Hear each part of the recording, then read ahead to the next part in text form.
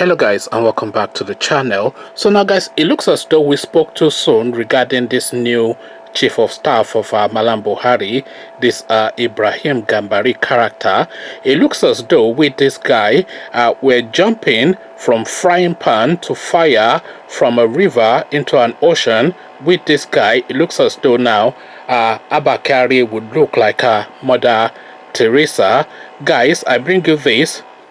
How newly appointed Buhari's chief of staff, Gambari, supported Abacha on Saro Wiwa and others, and supported the annulment of June 12, 1993 elections. So that's the headline now. We're now getting to know this guy, and like I said, as I said, it looks as though with this guy we're jumping from the Abakari frying pan into now this fire. So the headline again: how newly appointed Buhari's chief of staff Gambari supported Abacha on Saro Wiwa and others, and supported the annulment of the June 12, 1993 election. So now let's now see now more background on this guy. Though he was officially announced as the new chief of staff to President Muhammadu Buhari on Wednesday, news of his filling the role left behind by late Abakari had been everywhere since Tuesday, despite an attempt to sell him as a widely experienced diplomat. Gambari has lent his career to assisting Nigerian dictators to oppress citizens through undemocratic acts, judicial killings, and large-scale corruption. A few of publicly documented actions directed against democratic progress and abuse of human rights in Nigeria are noteworthy. In 1995, for instance, he openly backed the demise of Ogoni environmentalist Saro Wiwa and 8 other activists during the ruthless General Sani Abacha military regime. Gambari had informed the United Nations that the demise of Saro Wiwa was legal, as it was done in line with the law and constitution of Nigeria. The UN General Assembly had condemned the arbitrary execution of Saro Wiwa after a flawed judicial process, emphasizing that everyone charged with a penal offense had the right to be presumed innocent until proven guilty according to the law in a public trial, with all guarantees necessary for defense. But Gambari accused the United Nations General Assembly of dancing to the tune of some individuals trying to challenge the sovereignty of Nigeria. He labeled Saro Wiwa as a common criminal who had engaged in the murder of some Ogoni elders. He said that by the draft resolution, the sovereign right of a member state to enter a law was being challenged, and the right to use capital punishment for serious offenses was being questioned. The Ilorin Kwara State-born professor was once quoted as saying, "Nigerians don't need democracy because democracy is not food. It is not their priority now." As more pressure mounted on the Abacha regime from all corners of the world, Gambari became more notorious and ruthless in defending and deflecting attacks against the Abacha dictatorship.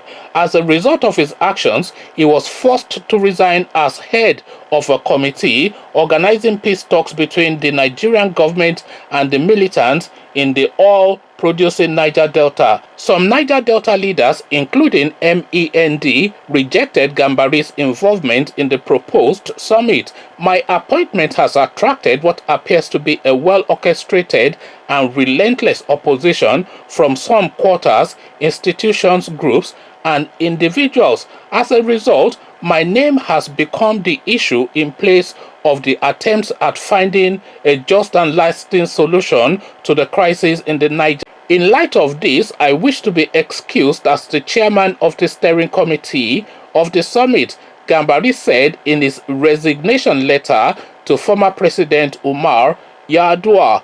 Apart from his role in the demise of Saro Wiwa and 8 Ogoni indigenes, President Buhari's new chief of staff is also known to have openly supported the annulment of June 12, 1993 election won by business tycoon Moshood Kashimawo, Olawale Abiola.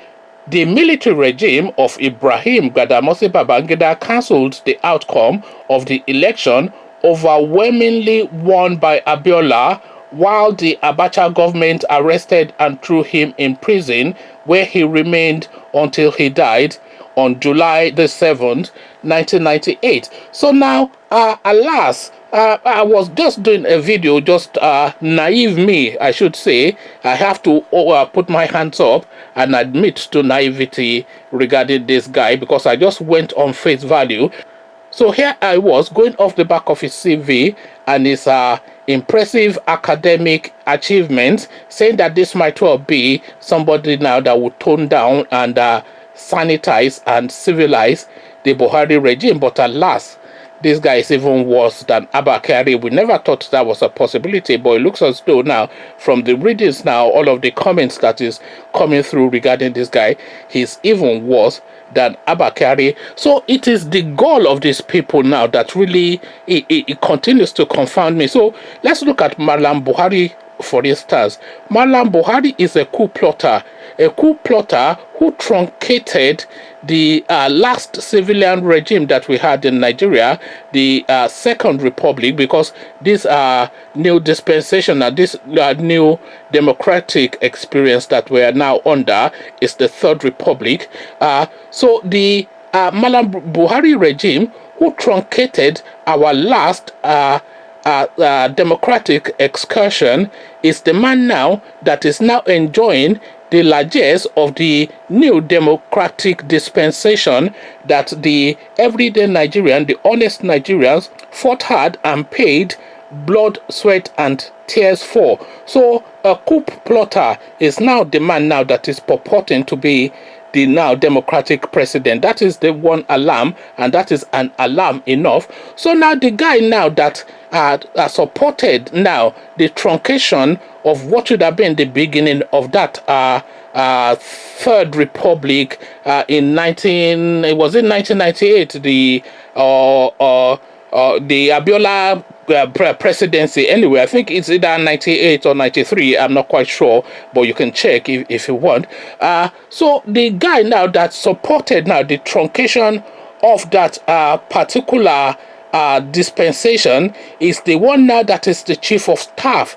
So effectively now we're claiming to be a democracy, but in actual fact we're certainly and factually not, because if you look at it, we have a coup plotter as a supposed president, and this next in line, which is the chief of staff, is the democracy denier. So this is a person that was against the June 12 election, which a lot of people celebrated as the best election that Nigeria has ever had.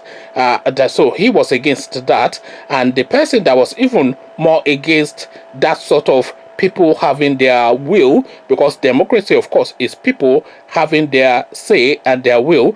The person that is even more against that is an actual coup plotter who truncated a democratic regime, and they truncated this just really for just to loot money. Is just all because there was no reason to have truncated the Shagari regime other than to loot money. So they just went in there.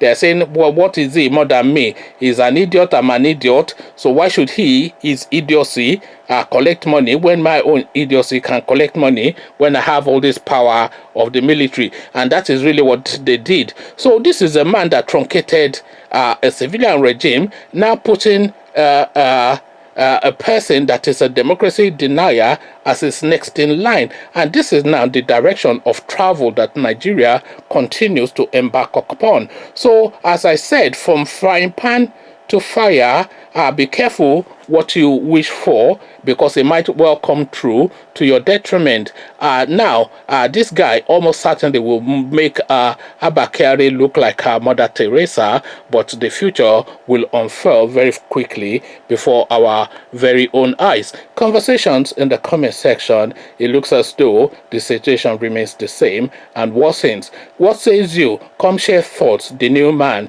But before you do that, click on the red subscribe button so it turns gray. The bell button notifies you every time I drop a new video. Then come tell me what you're now making of this Malam Buhari, the coup plotter, putting now this Ibrahim Gambari, the democracy denier, in place as his next line in the comment section. So I'll leave you here.